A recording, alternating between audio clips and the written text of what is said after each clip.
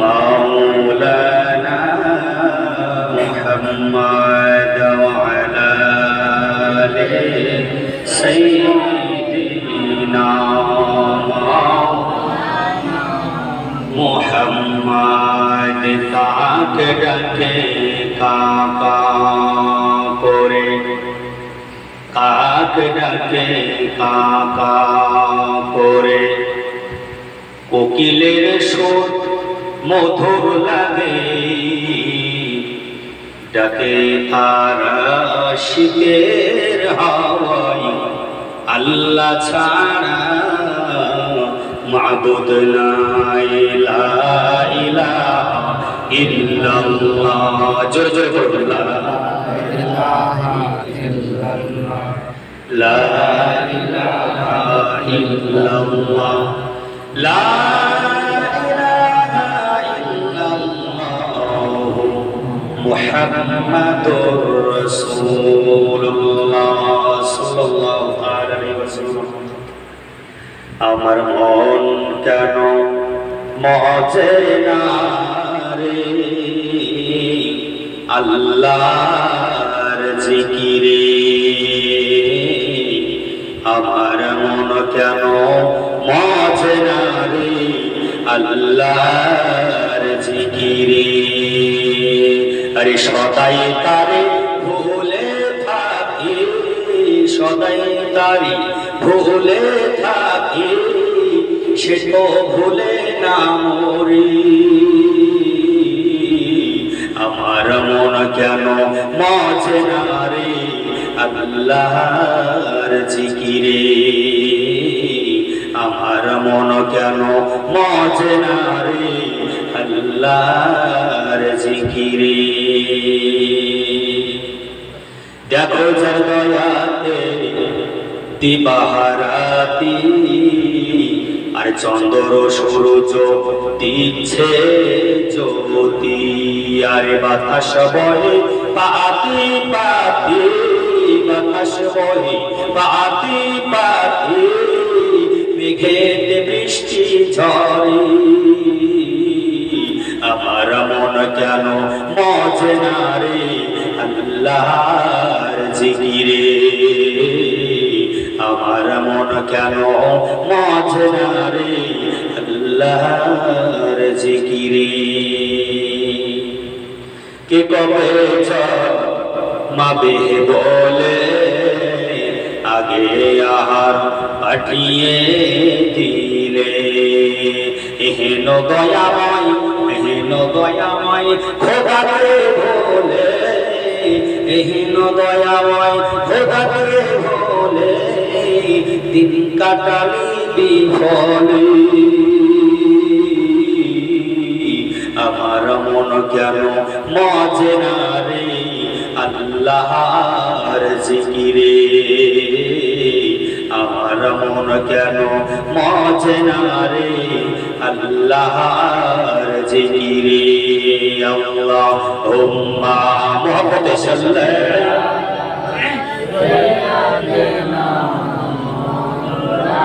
مولانا محمد وعلى آله سيدنا مولانا محمد صلى الله عليه وسلم الحمد لله সমস্ত তারিফ ও প্রশংসা সে মহান রব্বুল আলামিনের জন্য যিনি এক অদ্বিতীয় ওয়াহদাহু লা শারীক যিনি কোনো শরীক নাই, যিনি আসমান জমিন ও কায়নাত সারা বিশ্ব জাহানকে সৃষ্টি করেছেন এবং 18,000 মাখলুকাতের মধ্যে আমাদেরকে আশরাফুল মাখলুকাত করে পৃথিবীর জমিনে প্রেরণ করেছেন। সেই জন্য আমরা মহান রব্বুল আলামিনের শুকরিয়া আদায় করি। সকলে বলুন আলহামদুলিল্লাহ। আলহামদুলিল্লাহ। তারপরে পরে আকায়ে নামদান তাজদারে মদিনা আহমদ মুস্তাফা মুহাম্মদ মুস্তাফা জনাবে নবী মুহাম্মদুর রাসূলুল্লাহ সাল্লাল্লাহু আলাইহি ওয়াসাল্লামের প্রতি হাজার হাজার দরুদ ও সালাম শান্তির ধারা বর্ষিত হোক, বর্ধিত হোক। সকলে বলুন আল্লাহুম্মা আমিন। আল্লাহুম্মা আমিন।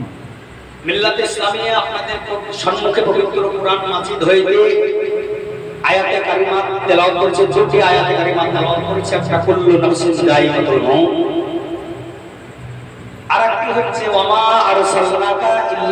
রাহমাতাল লিল আলামিন। প্রথম আয়াতের মানে যেটা আমাদের আপনাদের ইমাম সাহেব খুব সুন্দরভাবে বর্ণনা করলেন, কারণ মৌতের বর্ণনায় এমনই একটা বিষয় যে সারা লাইফ যদি বর্ণনা করে তার নতুন শেষ হবে না, নতুন থাকতেই আছে। আমি একটা করলাম, আমার পর আরেকজন করবে, সেও নতুন। এরকম মৌত এমন একটি জিনিস যে জায়গা থেকে কেউ রিহাই পায় না। আজকে পৃথিবীর জমিনে সর্বগ্রন্থ যেটা কোরআন, সেই কোরআন ঘোষণা করেছে কুল্লু নাফসিন যায়িকাতুল মউত, প্রত্যেকটা নফসকে মউতের সাথে গ্রহণ করতে হবে। তো সমস্ত যত ধর্মগ্রন্থ আছে তার মধ্যে সর্বশ্রেষ্ঠ ধর্মগ্রন্থের কাছে প্রশ্ন করা হবে যে কোরআন, একটি বিষয় তোমাকে রায় দিতে হবে, তুমি তো সর্বশ্রেষ্ঠ ধর্ম কোরআন। পৃথিবীর জমিনে একটাই ঘরে, একটাই রুমে, একটা ফ্ল্যাটে বাপ বেটা মেয়ে বসবাস করছে। কথাটা একটু ভালোভাবে বোঝার চেষ্টা করবেন, কেউ আওয়াজ করবেন না, কারণ আপনাদের ধৈর্য ধারণ পর্যন্তই চলবে। আপনারা যদি মনে ভাবেন যে হুজুর হয়তো মাইক্রোফোন ধরেছে মানে ফজরের আজান করে দেবে, তা অভ্যাস আমার নাই। কারণ আপনারা যদি আমাকে 20 মিনিট বলেন তো আমি 15 মিনিটে ছেড়ে দিয়া মরবা না। হয়তো ভাই পরে অনেকজন আছে 20 মিনিট বলে হয়তো 2 ঘন্টা করবে। আপনাদের সিগন্যাল পালে আমি কিন্তু সাথে সাথে দোয়া করে দেবো, আমি এগুলো বাড়াবো না। তো জিজ্ঞেস করা হলো যে একটি ফ্ল্যাটের মধ্যে যদি 5 জন যদি ব্যক্তি বাস করে, বাপ বেটা মেয়ে সকলে মিলে, তো বাপ বেটার মধ্যে দ্বিমত। বাপ যদি মিষ্টি খেতে ভালোবাসে তো বেটা টক খেতে ভালোবাসে। বাপের মিষ্টি পছন্দ তো বেটাদের মিষ্টি পছন্দ করে না। একই 4 ভাই পরস্পর বাড়ি করে বসবাস করছে, এক ভাই একরকম পার্টি করে, তার একজন আরেক রকম পার্টি করছে, এটা তো দ্বিমত। এই যে মানুষ মারা গেলে আমরা দাফন করছি, এটা তো দ্বিমত। একজন শ্মশানে গিয়ে পুড়িয়ে দিচ্ছে আর একজন দাফন করছে। তারপরে একটা সমাজের মধ্যে একটা কোনো কাজ করতে গেলে, 10-এর মিটিং করার পর একটা কাজ করতে গেলে কাজের মধ্যে দ্বিমত। এই বলে যে প্লাস্টারটা এইভাবে করলে ভালো হতো, আরেকজন বলে এইভাবে করলে ভালো হতো। আচ্ছা, সব কাজেই যখন দ্বিমত হয়ে গেল, কোরআনকে জিজ্ঞেস করা হলো, হে কোরআন, পৃথিবীর দ্বিমত তো আর বন্ধ করা গেল না, তুমি তো সর্বশ্রেষ্ঠ কোরআন, তুমি কি একটা ফায়সালা দিতে পারো যে ফায়সালাটা পৃথিবীর সমস্ত, শুধু মুসলিম নয়, হিন্দু, মুসলিম, খ্রিস্টান, জৈন, শিখ, যত রকম জাতি আছে এক বাক্যে মাথাকে নত করে মেনে নিবে? কোরআন বলল হ্যাঁ দিতে পারে। কোরআনকে জিজ্ঞেস করুন, কোরআন বলল কুল্লু নাফসিন যায়িকাতুল মউত, প্রত্যেকটা নফসকে মউতের স্বাদ গ্রহণ করতে হবে। হিন্দুকে যদি জিজ্ঞেস করেন বলবে হ্যাঁ মরতে হবে, মুসলিমকে যদি জিজ্ঞেস করেন বলবে মরতে হবে, জৈনকে যদি জিজ্ঞেস করেন বলবে মরতে হবে, যদি শিখকে জিজ্ঞেস করেন বলে মরতে হবে। পৃথিবীর এমন কোন পুরুষ, বীর পুরুষ নাই যে মউতের স্বাদ থেকে কেউ দূরে থাকতে পারে। 7টা ভাগ জমিনের তলে যদি আপনি চিত্রহীন ঘর করে, কাচের ঘর করে চিত্রহীন ড্রয়ের মধ্যে লুকিয়ে থাকেন, নির্ধারিত সময়ে মউত সেই জায়গায় পৌঁছে যাবে। যদি বলুন আরেকটি আয়াতে কারিমা তেলাওয়াত করেছি, সেটা ওয়ামা আরসালনাকা ইল্লা রাহমাতাল লিল আলামিন। আমার ভাষা আপনারা বুঝতে পারছেন? বুঝতে পারার একটু কথা, কারণ আপনারাও বাঙালি, আমিও বাঙালি। আমার হয়তো বাংলাদেশের বর্ডারের কাছে বাড়ি, আমার তালবাসা জন্মিসা ছয়ে পরিণত হয়ে যায়, আমাদের জিদের বেশিরভাগ সব কথা বেরিয়ে যায়। মানে বাঙালি কারণ বাংলাদেশের মধ্যে বলতে হবে না, তবে বাঙালির মানুষ না, আমি পশ্চিম বাংলার মানুষ, বাংলাদেশের বর্ডারের কাছে বাড়ি। আল্লাহু রাব্বুল আলামিন পবিত্র কোরআন মাজিদের মধ্যে স্পষ্ট ভাষায় জানিয়ে দিলেন, হে পৃথিবীর মানুষ, তোমরা ভালো করে কান করে শুনে নাও। আল্লাহ রাব্বুল আলামিন পৃথিবীতে আপনাকে আমাকে প্রেরণ করেছেন একমাত্র আল্লাহ রাব্বুল আলামিনের ইবাদত করার জন্য। কিন্তু আজকে আমরা যখন মায়ের গর্ভে আসার পূর্বে যখন আমরা ছিলাম, আমাদের রূহটা ছিল আলামে আরওয়াহ জগতে। আমরা মনে মনে ভাবতাম, আমাদের রূহটা বলতো এই যে আলামে আরওয়াহ জগৎ, এটাই হচ্ছে শেষ জায়গা, আর কোথায় যাওয়া লাগবে না, চিরস্থায়ী। আমার আল্লাহ রাব্বুল আলামিন বললেন, না, তোমার এটা চিরস্থায়ী জায়গা নয়, এই জায়গা থেকে তোমাকে একটা মঞ্জিলে পাঠানো হবে, আর যেটার নাম হচ্ছে মায়ের গর্ভ। জোরে বলুন সুবহানাল্লাহ। মায়ের গর্ভে পাঠানো হবে। পুরুষ এবং মহিলা বিবাহ সংস্পর্শে যখন এক ফোঁটা বীর্য থেকে যখন মায়ের গর্ভে যখন বাচ্চা যখন দাঁড়িয়ে গেল, সন্তান যখন দাঁড়িয়ে গেল, আল্লাহ রাব্বুল আলামিনের কুদরতি ক্ষমতায় সেই সন্তানটা যেন আস্তে আস্তে যেন বড় হতে লাগলো। মায়ের নারীর সাথে সন্তানের নারীর যেন সন্তানের নারীর সাথে মায়ের নারীর কানেকশন আল্লাহ রাব্বুল আলামিন করে দিলেন। মায়ে খাওয়া দাওয়া করে সন্তান ভালো থাকে, মা যদি খাওয়া দাওয়া না করতে পারে সন্তানটাও পেটে দুর্বল হতে আরম্ভ করে। এই সন্তান এই রূহটা তখন মনে মনে বলতে থাকে, আমি আল্লাহর জগতে ছিলাম, আল্লাহ রাব্বুল আলামিন আমাকে যেন মায়ের গর্ভে যেন পাঠালেন, এবার মায়ের নারীর সাথে আমার নারীর সেটিংটা হয়ে গেল, এটাই হচ্ছে শেষ জায়গা, আর এখান থেকে কোনো জায়গায় যেতে হবে না। আমার আল্লাহ বলছেন, বান্দা তুমি আমি আল্লাহর জগতে বলেছিলে কোথাও যেতে হবে না, আমি বললাম যেতে হবে, ট্রান্সফার হতে হবে, সেটা হচ্ছে মায়ের গর্ভ। শুধু মায়ের গর্ভে আসে, এবার মায়ের গর্ভ এটা শেষ জায়গা নয়, এই জায়গা থেকে আর একটা জায়গায় তোমাকে ট্রান্সফার করা হবে, আর সেটার নাম হচ্ছে পৃথিবী। জোরে বলুন সুবহানাল্লাহ। 10 মাস 10 দিন পরে বাচ্চা পৃথিবীর জমিনে ভূমিষ্ঠ হলো, মায়ের দুধ পান করলো, আস্তে আস্তে বড় হলো, 18 19 বছর 20 বছর 25 বছরের যুবক হয়ে গেল, আর রক্তের গরমে রক্তের তাগিদে ওই বান্দা যেন বলতে থাকে মওত বলে কিছু নাই, আর জান্নাত জাহান্নাম বলে কিছু নাই। নাউজুবিল্লাহ। এরকম কিছু কুলাঙ্গার আছে যে মওত বলে আর কিছু নাই, কবর বলে কিছু না, মরে গেলাম পচে গেলাম শেষ হয়ে গেল, তা নয়। আমার আল্লাহ রাব্বুল আলামিন বলেছে পৃথিবী তোমার শেষ মঞ্জিল নয়, আমি আল্লাহ থেকে মায়ের গর্ভে আসলে ওটাও তুমি শেষ মনে করেছিলে, ওটা শেষ হলো না। বললাম পৃথিবীতে যেতে হবে, এই পৃথিবীতে তুমি চলে আসলে এটাও তোমার শেষ মঞ্জিল নয়, এখান থেকে আর একটা মঞ্জিলে তোমাকে ট্রান্সফার করা হবে, আর যেটার নাম হচ্ছে কবর, যেটার নাম হচ্ছে কবর। কবরে যাওয়ার পরে বান্দা বলে এটাই মনে হয় শেষ ঘর, পৃথিবীর আর কোথায় যাওয়া লাগবে না।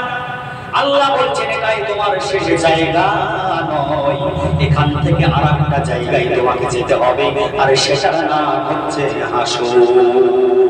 বান্দা হাসরের ময়দানে কেউ নাফসি নাফসি করবে, আবার কেউ আরামের সাথে বসে থাকবে, আর বলবে এই জায়গা শেষ, আর কোথায় যাও নাই, আর কোনো ব্যবস্থাও হবে না, এখান থেকে আর কিছু হবে না। যার কষ্ট শুরু হলো তার কষ্টই হবে, যারা আরামে বসে আছে তারা আরাম করবে। আমার আল্লাহ বলবে বান্দা শুনে নাও, জেনে নাও, এটা তোমার শেষ জায়গা নয়, এখান থেকে আর একটা জায়গায় তোমাকে ট্রান্সফার করা হবে, আর সেটার নাম হচ্ছে জান্নাত জাহান্নাম। যদি তুমি ভালো কাজ করো তোমার জন্য জান্নাতকে রিজার্ভ করে রেখেছে, আর তুমি যদি খারাপ কাজ করো তোমার জন্য জাহান্নামকে রিজার্ভ করে রেখে দিয়েছি। বান্দারা পৃথিবীর জমিনে আপনি আমি এসেছি, কেউ 60 বছর, কেউ 70 বছর, কেউ 80 বছর, আবার কেউ 50 বছরে আল্লাহর ডাক পড়লে আল্লাহর ডাকে সাড়া দিয়ে চলে যাবেন। সারা পৃথিবীর রাইফেলধারীরা যদি আপনার সম্মুখে রাইফেল ধরে যদি থাকে, গুলি নিয়ে যদি উপস্থিত থাকে, আপনাকে পৃথিবীর কেউ 1 ঘন্টা তো দূরের কথা 1 মিনিট আপনাকে কেউ বেশি বাঁচাতে পারবে না, পারবে না। আর যদি পারতো তাহলে প্রধানমন্ত্রীরা মারা যেত না, মুখ্যমন্ত্রীরা মারা যেত না। হাজার হাজার বাড়ি করো, হাজার হাজার গাড়ি করো, টাকা পয়সা সম্পদ তুমি যতই করো না কেন, তোমার সন্তানটা মারা গেলে তোমার সন্তানটা কান্না করবে। এই যখন তুমি ইন্তিকাল করবে, তোমার স্ত্রী মুহূর্তের মধ্যে জবান হারিয়ে ফেলবে, জ্ঞান হারিয়ে ফেলবে, কিন্তু হাজার বাড়ি গাড়ি টাকা পয়সা কবরে 1 জাররা পরিমাণ তোমাকে আরাম দিতে পারবে না। এখন যদি তুমি মারা যাও, সকালবেলাতে যদি তুমি মারা যাও, ওই বৈকাল সন্ধ্যেবেলা হতে হতে কোন বাঁশবাগান সাপের মধ্যে তোমাকে রেখে চলে আসবে, তোমার কষ্ট আর কেউ দেখবে না। আল্লাহ বলেছেন প্রত্যেকটা নাফসকে মৌতের স্বাদ গ্রহণ করতে হবে, কেউ রেহাই পেল না। এই কোরআন এমনই একটা কোরআন যেটা ঘোষণা দিয়েছে, তো তারপরে কাউরি আর কলম চলবে না। কেউ যদি একটা হরফকে যদি সন্দেহজনক মনে করে সে মুসলমান থেকে খালি চেয়ে যায়। মিল্লাত ইসলামিয়া নবী পাক সাল্লাল্লাহু তাআলা আলাইহি ওয়াসাল্লাম উম্মতের কান্ডারি নবী আমার, এই মৌতকে কেন্দ্র করে নবী আমার বলে দিয়েছেন, হযরত আয়েশা হুমায়রা রাদিয়াল্লাহু তাআলা আনহা তিনি যেন নবী পাক সাল্লাল্লাহু তাআলা আলাইহি ওয়াসাল্লামকে যেন বলছেন, ইয়া রাসূলুল্লাহ, ইয়া হাবিবাল্লাহ, নবী গো, আজকে আপনার উম্মতদের মধ্যে শহীদের মর্যাদা আপনার কোন উম্মত পাবে? শহীদের মর্যাদা খুব গুরুত্বপূর্ণ মর্যাদা।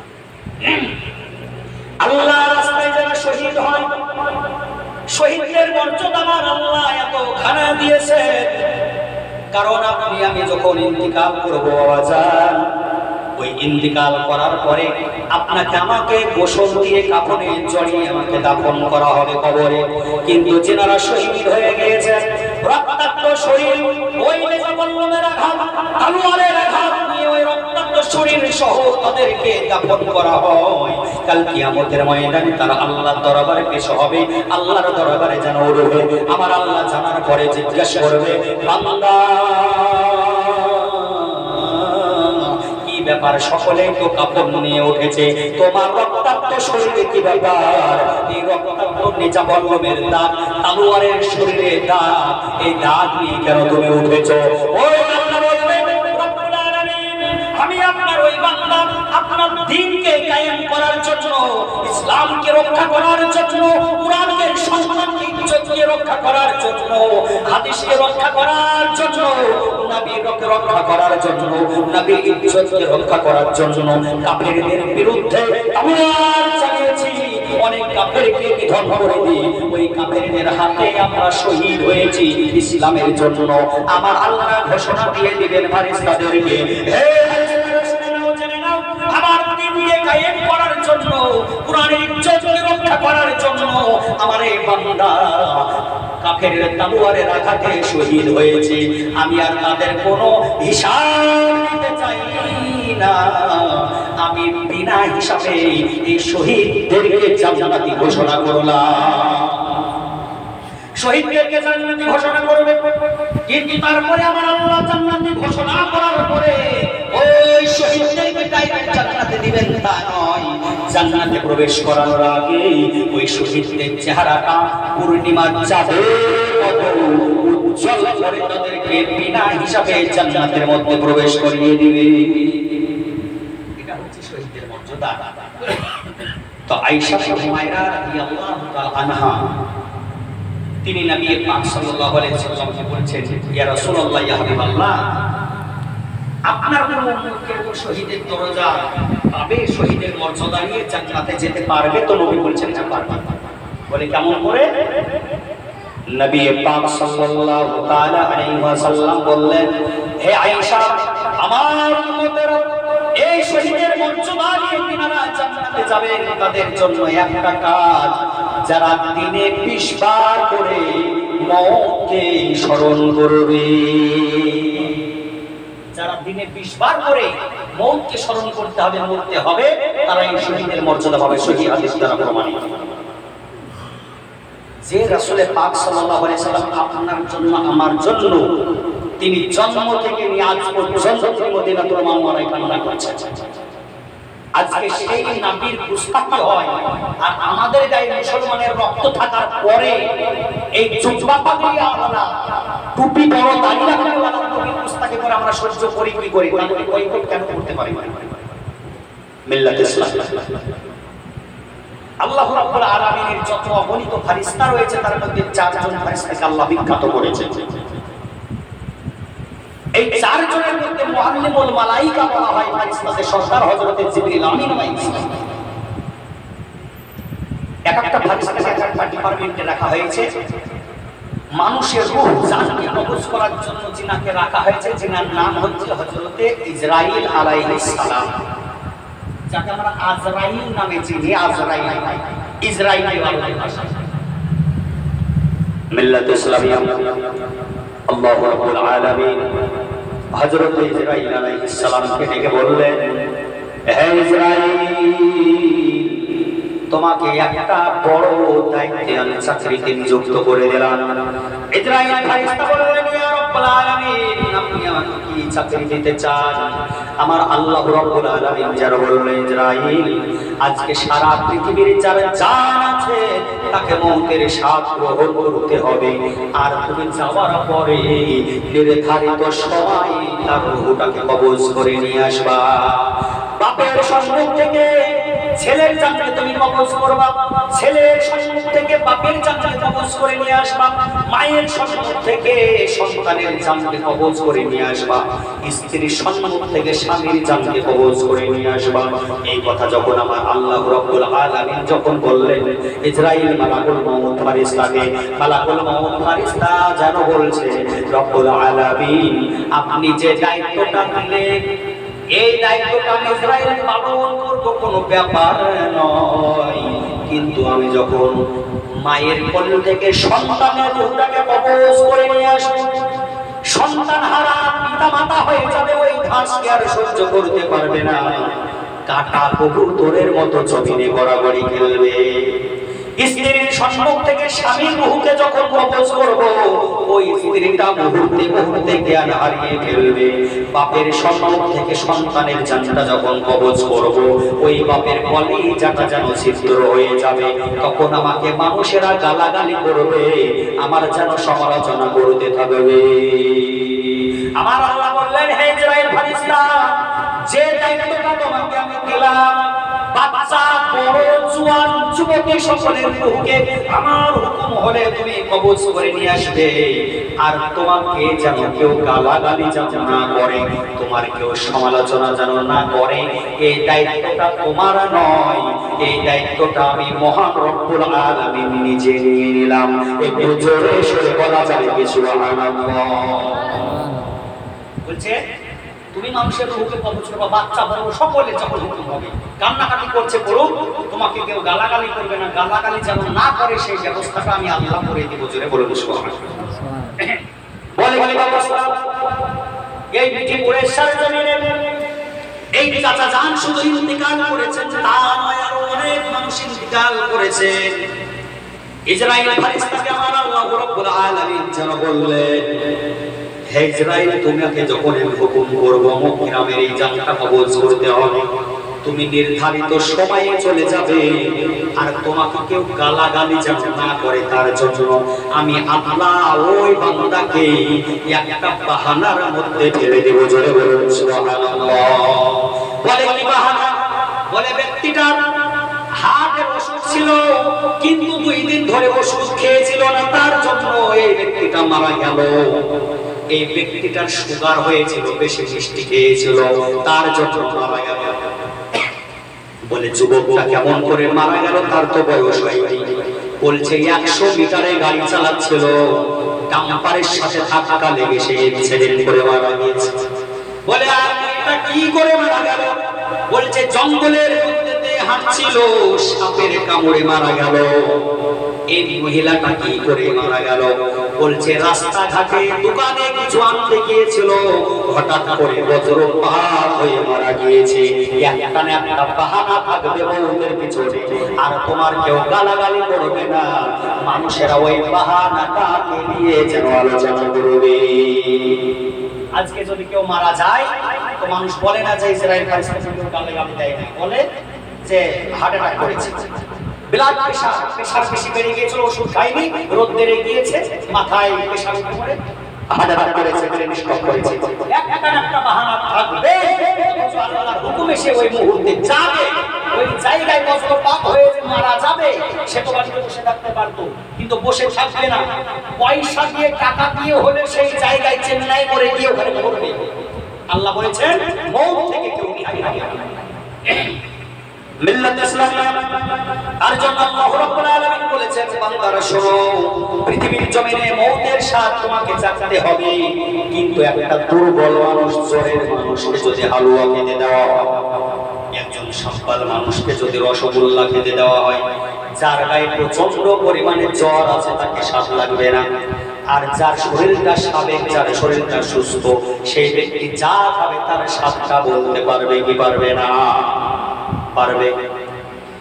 মিল্লাত ইসলামিয়া যার মধ্যে নবীর মহব্বতটা যার মধ্যে থাকবে, নবীর ভালোবাসা থাকবে, ওই ব্যক্তি মওতের স্বাদটা এমন ভাবে চাইবে আল্লাহর কাছে যেন আপিল করবে, রব্বুল আলামিন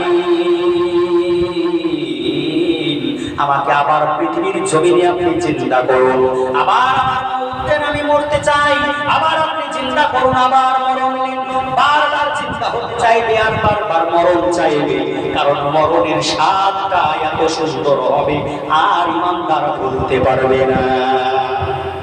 আর যদি সে বেঈমান হয়, চোর হয়, ডাকাত হয়, চুরি করা হয়, ও তো মরণ তো দূরের কথা, মরণের 30 বছর আগে যদি ডাক্তার যদি বলে দেয় তুমি 30 বছর বাঁচবা, ও 30 বছর আগে 15 বছরে হার্ট অ্যাটাক করে চিন্তায় মারা যাবে।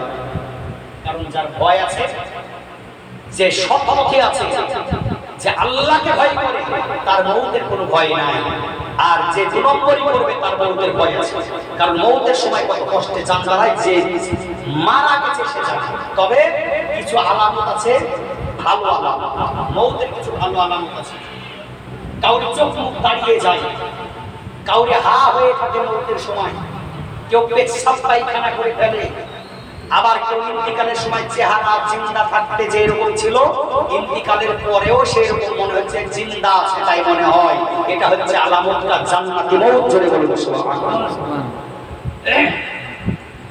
মিল্লাত ইসলামিয়া হযরত ইসরাঈল আলাইহিস সালাম আল্লাহু রাব্বুল আলামিন বলে দিলেন এইভাবে মওতটা হবে, তোমার যেন কেউ সমালোচনা করতে না পারে তার জন্য। আর আজকে আমরা হাজার পৃথিবী নিয়ে স্বপ্ন দেখছি, বান্দাকে আল্লাহু রাব্বুল আলামিন নিজের ইচ্ছাকৃতভাবে বান্দাকে আর আল্লাহ জাহান্নামে দিতে চাই না। আমরা বান্দারা নিজেরা জাহান্নামের টিকিটটা নিজেরাই কেটে বসে আছি। কেননা আল্লাহু রাব্বুল আলামিন মওতের স্বাদ ভালো চাইতে হলে আমার আল্লাহ যা বিধান দিয়েছেন সেই বিধানকে মানতে হবে। বলে কি বিধান দিয়েছে? কোরআনকে যদি আপনি জিজ্ঞেস করেন, কোরআন আপনাকে বলে দেবে ওয়া মা খালাকতুল জিন্না ওয়াল ইনসা ইল্লা লিয়াবুদুন। মানব এবং জিন জাতিকে আমি একমাত্র সৃষ্টি করেছি আমার ইবাদতের জন্য। আজকে আপনাকে আমাদের 5 ওয়াক্ত নামাজ পড়তে হবে। রাসূল বলেছেন as-সালাতু মিফতাহুল জান্নাহ, নামাজ হচ্ছে জান্নাতের চাবি। বারবার আমি এই কথাটা এই জাতির মধ্যে স্মরণ করে দিতে চাই, একটাই কারণ যে আপনাকে মাথায় রাখতে হবে। আপনি মনে ভাববেন না যে আমার মিঠিপুর পাইকার পাড়ার একজন ব্যক্তি ৭০ বছরে মারা গেছে, তার মানে আমিও ৭০ বছর বাঁচবো, এই স্বপ্ন আপনি ভুলবশত দেখতে চেয়ে না।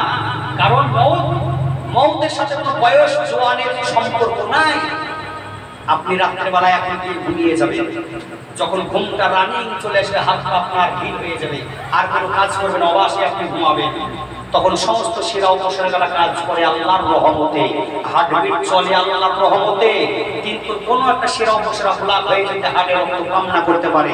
রাত্রে চিন্তা শোনেন, সকালবেলায় হঠাৎ আপনার লাশটা ইমাম সাহেব মাইকে ঘোষণা করতে শুরু করবে, একটু ভয় হয়।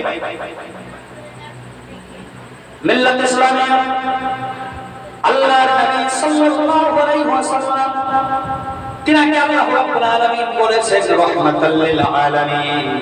যে নবী আমার উম্মতের জন্য পৃথিবীর জমিনে এসে কান্না করেছেন, আজও তিনি মদিনাতুল মুনাওয়ারায় কান্না করেছেন। আমার আল্লাহ বলছেন, বান্দা তোমরা পৃথিবীর জমিনে আমাকে ভয় করো, আমার ইবাদত করো, আমার নবীকে ভালোবাসো, তোমাদের জন্য জান্নাত রিজার্ভ করে রেখে দিয়েছি। জোরে বলুন সুবহানাল্লাহ। আজকে আমরা আল্লাহকে ভালোবাসা বাদ দিয়ে, আজকে আমরা নবীর মহব্বতটাকে বাদ দিয়ে আমরা বাড়ি গাড়ি টাকা পয়সা নিয়ে ব্যস্ত আছি। তিনতলা বাড়ি হয়েছে, আর একটা ফ্ল্যাট কোথায় কিনবো এটা আমাদের চিন্তা। আর 10 বিঘা জমি হয়ে গিয়েছে, রোড লাগায় একটা বিস্তার ফিল্ড কিনবো এটা একটা চিন্তা। আমার 20 লাখ টাকা জমা আছে ব্যাংকে, আমার 35 লাখ কেমনে হবে এটা একটা চিন্তা। আজকে বাড়ি গাড়ি টাকা পয়সা ধন দৌলত করে নিজের ছেলের নামে করে দিবেন, অবশ্যই দিতে হবে। নিজের স্ত্রীকেও দিতে হবে, কারণ আপনি মারা গেলে স্ত্রীটা খাসে দিয়ে বাস করবে না, অবশ্যই আপনি করুন। কিন্তু আখিরাতকে স্মরণ করুন, যে আপনি বাড়িতে মার্বেল টাইলসটা বসাচ্ছেন, যে বাড়িতে আপনি ভিআইপি কাজগুলো করছে, ইন্তেকাল করার সময় আপনার ছেলে আপনার মেয়েরা কান্না করতে করতে যেন বেহুশ হয়ে যাবে, আপনাকে দাফন করে দেওয়া হবে। আল্লাহ আস্তে আস্তে ধৈর্য দিয়ে তারা আপনাকে ভুলে যাবে। বাকি সংসার জীবনটা নিয়ে তাদেরকে চিন্তা করতে হবে। তাহলে আপনার কেউ আপন হলো না। আপন যদি হয় আপনার আল্লাহ, আমার আল্লাহ এবং আমার রাসূলুল্লাহ আমার জন্য সর্বদাই আপন রয়েছে। এত সালের বাড়ি আমি করলাম, এত সালের রঙের মেলা আমি বসালাম, এই মেলা যদি একবার যদি ভেঙে যায় আর দ্বিতীয়বার কখনো মেলা কিন্তু জমবে না। সূর্য ডুবে গেলে দ্বিতীয়বার সেই সময় যেমন ওঠে না, আবার কালকে সকাল হয়ে যায়, তেমনি মেলা ভেঙে গেলে মেলা আর জমে না। আর বাড়ি গাড়ি টাকা পয়সা আশা আপনার সব যেন বিফলে চলে যাবে। তার জন্য কবি বলেছেন, কার ভরসায় আছো রে মন, কিসের বড় আশা, আর এত সাদের বাড়ি একদিন ভেঙে যাবে তোমার বাসা।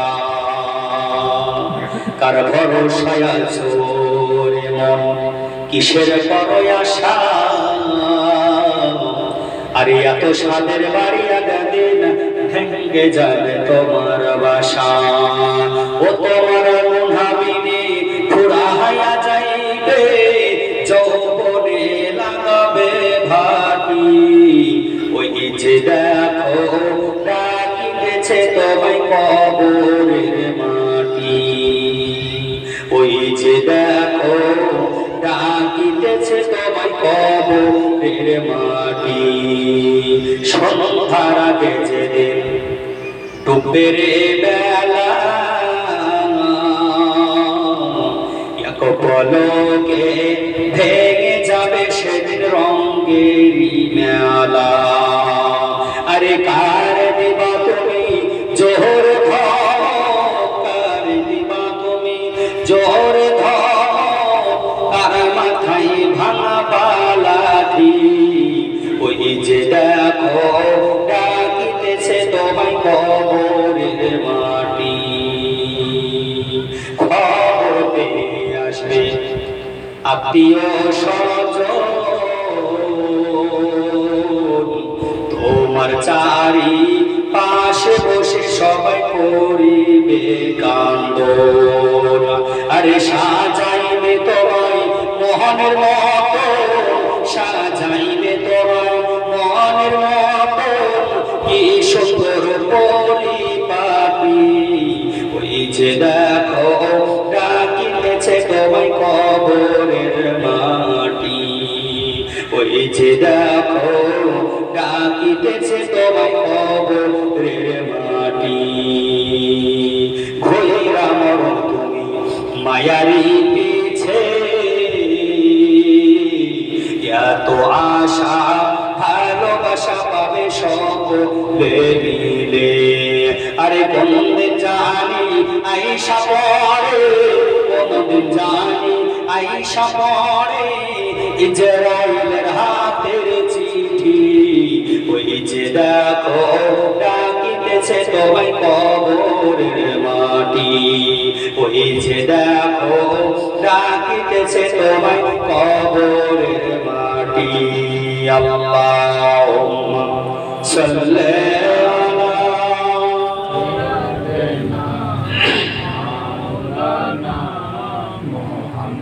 وعلى آل سيدنا مولانا محمد صلى الله على محمد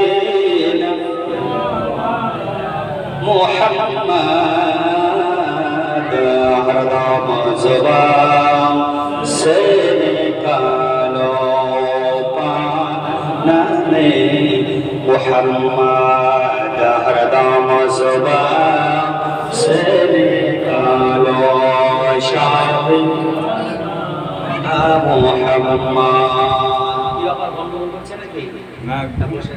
কি করবো, চালাবো 10 মিনিট চালাবো না ছেড়ে দিব? চালান জি। মিল্লাতে ইসলামিয়া তাহলে বোঝা গেল মুমিনের জন্য আপনি যতই কাউকে আপন ভাবেন না কেন আপন নয়। কারণ আজকে নিজের বাপ নিজের মা হয়তো আপন আছে, তার চাইতে আপনার চাইতে অনেক আপন, সেটা আমার রাসূলুল্লাহ। আজকে একটা কোলের বাচ্চা ছেলে 1.5 বছর কিংবা 2 বছর বয়স মায়ের স্তনের দুধ খাচ্ছে, ওই মা নিজের স্বামীকে বাদ দিয়ে অন্য একটা পরপুরুষের সাথে পরকীয়া প্রেমের সম্পর্কের কারণে আজকে নিজের ছেলেটাকে ইন্দারায় ফেলে হত্যা করে দিচ্ছে। ওই নিজের ছেলেটাকে 5 তলা বিল্ডিং থেকে ফেলে দিচ্ছে একটা পরকীয়া প্রেমের 1 ঘন্টা শরীরের মিলনের মহব্বতে পড়ে আজকে নিজের সন্তানকে ভুলে যাচ্ছে। স্ত্রী একটা পরকীয়ায় প্রেমে পড়ে নিজের স্বামীকে হত্যা করে, স্বামী নিজের স্ত্রীকে হত্যা করে অন্য মেয়ের প্রেমে পড়ে। তাহলে আপনার পৃথিবীর জমিনে কেউ আপন নয়, আর আপন যদি হয় আপনার আল্লাহ আপন আছে। মিল্লাত ইসলামিয়া রাসূলুল্লাহ আপন আছে, আপনার আমার রাসূল আপন আছে। যে নবী পাক সাল্লাল্লাহু তাআলা আলাইহি ওয়াসাল্লামকে আমার আল্লাহ রাব্বুল আলামিন পবিত্র কোরআন মাজিদের মধ্যে স্পষ্ট ভাষায় জানিয়ে দিয়েছেন, ওয়া মা আরসালনাকা ইল্লা রাহমাতাল লিল আলামিন। যে হাবিব আপনাকে আমি পৃথিবীর জমিনে প্রেরণ করিনি, কিন্তু যদিও করেছি রহমতের ভান্ডার করে পৃথিবীর জমিনে প্রেরণ করেছি। সমগ্র বিশ্বের জন্য রহমত করে আপনার আমার নবীকে পৃথিবীর জমিনে পাঠিয়েছে, জোরে বলুন সুবহানাল্লাহ। তবে এর তাফসীরে বলা হয়েছে, এই আয়াতের তাফসীরে বলা হয়েছে যারা গায়ের মুসলিম তাদের জন্য আমার নবী রহমান, এবং যারা মুসলিম তাদের জন্য রহমান, কিন্তু যারা গায়ের মুসলিম পৃথিবীর জমিনের জন্য রহমান, আর যারা গায়ের মুসলিম তাদের জন্য শুধু পৃথিবীতেই রহমান, আর যারা মুসলিম তাদের জন্য ইহ জগৎ এবং পর জগতে তরু জাহানের জন্য রহমাতাল লিল আলামিন। এখানে তাশকিয়ার শেখার ব্যবহার করা হয়েছে। মিল্লাত ইসলামিয়া পৃথিবীর জমিনে আপনার উপরে আমার উপরে আমার আল্লাহ কখনো জুলুম করেন না। আর যদি জুলুম যদি আপনার উপরে আমার উপরে জাতির উপরে যদি আমার আল্লাহ যদি জুলুম করতো, একটা জাতি অন্য কোন বিধর্মী এক গ্লাস পানি গিলার ক্ষমতা ছিল না তার। আল্লাহ বলবেন কাল কিয়ামতের ময়দানে, কথাটা ভালো করে কান করে শুনুন, একটা আপনাদের জ্ঞান ঢুকবে আজকে। মাইক্রোফোন ধরেছি ইনশাআল্লাহ আপনাদের কিছু না, এই রাত্রিটা কাজ প্রকার করেই ছাড়বে। একটু মাথায় রাখুন, বেশি টাইম আর বিলম্ব করুন, আপনাদের কষ্ট হচ্ছে আমি বুঝতে পারছি। তারপরেও আমি আপনাদের ধৈর্য ধারণ করে বসিয়ে রেখেছি, কারণ আপনারা আমার ভাই বোনের মতো, চাচার মতো, কারণ আপনাদের যাতে একটু কালদের যেন উপকার হয়ে আপনারা কামিয়াবি হতে পারেন, শুধু আপনাদের উপকারটা করার পর্যন্ত আমি একটু ধরে আছি, ছেড়ে দেবো তাড়াতাড়ি।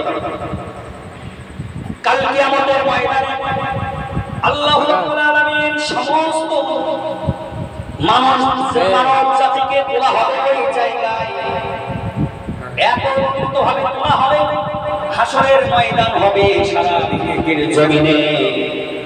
ওই হাসরের ময়দানে লাখো লাখো কোটি কোটি মানুষ থাকবে, হিন্দু থাকবে, মুসলিম থাকবে, শিখ থাকবে, জৈন থাকবে, বৌদ্ধ থাকবে। আমার আল্লাহ রাব্বুল আলামিন সেই সূর্যটাকে যেন হুকুম দিয়ে দেবে, আল্লাহর হুকুমে সূর্যটা নিচে নেমে চলে আসবে। এখন তো আপনারা ভালো দেখতে পাচ্ছেন এই সূর্যটা 9,88,000 লক্ষ মাইল দূরে আছে। তারপরে সূর্যের তলাটা পৃথিবীর জমিন, পৃথিবীর জমিন সোজা সূর্যের তলাটা এত দূরত্ব আছে। তারপরে সূর্যের মুখটা নয়, সূর্যের তলাটা যেন পৃথিবী সোজা আছে। আজকে আপনারা বলুন রৌদ্র যখন উঠে কেমন তাপমাত্রা, একটু কথা কম বলবেন। রৌদ্র যখন উঠে মাঠঘাটে যখন আপনারা থাকেন, মাঠে যখন থাকেন, ওই তাপমাত্রায় মনে হচ্ছে আমার ব্রেন স্টপ হয়ে যাবে। এত উপরে সূর্য থাকার পরে আর সূর্যের মুখ পৃথিবী সোজা নয়, তলাটা আছে। হাড়ির যেমন কলা, সূর্যের সেই কলাটা পৃথিবীর দিকে আছে, মুখটা নাই। তাই যদি আপনি উপরে থাকার পরে রোদের তাপে আপনার ব্রেন স্ট্রোক হয়ে যায়, আমার আল্লাহ কাল কিয়ামতের ময়দানে সূর্যটা আপনার মাথার এক হাত উপরে আনবে, আর সূর্যের 12টা মুখ মানুষের মাথা সোজা দেওয়া। মিল্লাত ইসলামিয়া মাথার অবস্থা, মা ও বোনেরা যখন ভাত রান্না করে, ভাত রান্না করার সময় যেমন ভাতের মারগুলো টকটক করে উঠতে থাকে, ওইভাবে যেন উঠতে আরম্ভ করবে হাসরের ময়দান। আমার আল্লাহ একটা জালালিয়াতের হুঙ্কার যখন মারবে, একটা যখন ধমক মারবে, সারা হাসরের ময়দানটা থর থর থর থর করে যেন কেঁপে উঠবে। আল্লাহর সেই দিন জালালিয়াতের পাওয়ার পৃথিবীর কোন শক্তি সেই দিন কাজ করবে না। আল্লাহ রাব্বুল আলামিনের কাছে কথা বলা তো দূরের কথা, কেউ মাথা উঁচু করে দাঁড়াতে পারবে না। আমার আল্লাহ একটা হুঙ্কার দেবে, আর সারা হাসরের ময়দানটা থরথর করে যেন ভূমিকম্পের মতো কাঁপতে থাকবে। আমার আল্লাহ সেই দিন বলবে, বান্দা তোমাকে আমরা তোমাদেরকে আমি পৃথিবীর জমিনে প্রেরণ করেছিলাম, কিন্তু আমি কাউকে করে জুলুম করি না। জুলুম যদি করতাম, পৃথিবীর জমিনে অনেক বেঈমানেরা এক লোকমানি খেতে পারত। কেমন করে পারবে? আপনারা নিজেরাই জ্ঞান করুন, আপনারা আমাকে জবাব দেন। যে আল্লাহ কাউকে করে জুলুম করে নাই, এটাই বাস্তব সত্য। পৃথিবীতে জুলুম করে না। কেন? যে আপনি আল্লাহর ইবাদত করছেন, মসজিদে গিয়ে আপনি নামাজ পড়ছেন, এই যে জমিনে পানিটা পান করেছে টিউবওয়েল মোটরের মাধ্যমে তুলে, এই পানিটা তো আল্লাহ বলেছে ওয়ামা খালাকাতুল জিন্না ওয়াল ইনসা ইল্লা লিয়াবুদুন। মানব এবং জিন জাতিকে আমি পাঠিয়েছি আমার ইবাদতের জন্য। তাহলে আপনি ইবাদত করলেন, আপনারা আল্লাহকে সেজদা করলেন, ঈদের নামাজে গেলেন, জুমার নামাজে গেলেন, পাঞ্জেগার নামাজ পড়ছেন। তাহলে যে মোটর থেকে পানি উত্তোলন করে আপনি পানি পান করছেন, জমিনের পানি, এই পানিটা আপনার জন্য শুধু উঠার দরকার ছিল।